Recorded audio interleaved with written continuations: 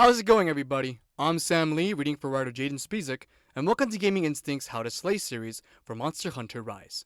In today's episode, we take on the Great Baggi. Another of the bird wyvern monsters, the Great Baggi is first encountered in the 2-star quest, Out Cold.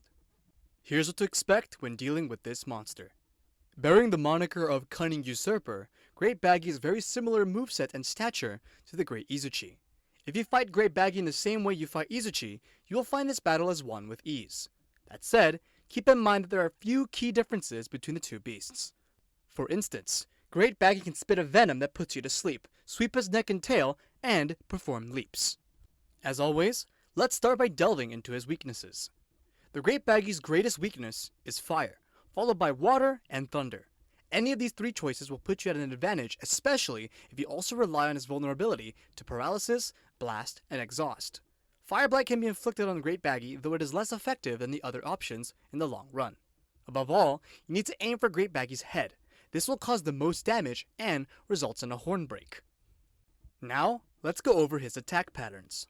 First up, Sleep Venom.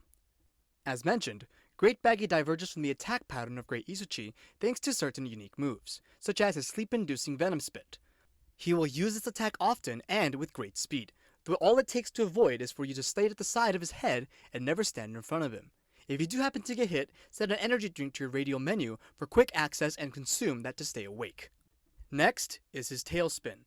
For this attack, Great Baggi will do a full spin with his tail by winding up his body and raising his tail to his head.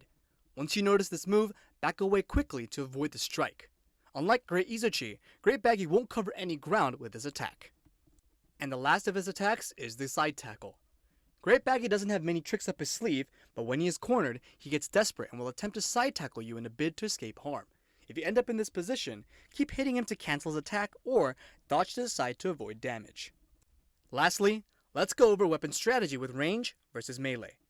Range players should be aware that Great Baggi will start leaping to close the gap between you and him, as well as using his sleep venom to render you vulnerable enough for a killing blow. Keep side dashing and maintain a safe distance to tip the scales in your favor. Melee players will have to deal with Great Baggi's tail and neck sweeps. Your best option here would be to keep to the side of Great Baggi and back off when he winds up his tail to attack.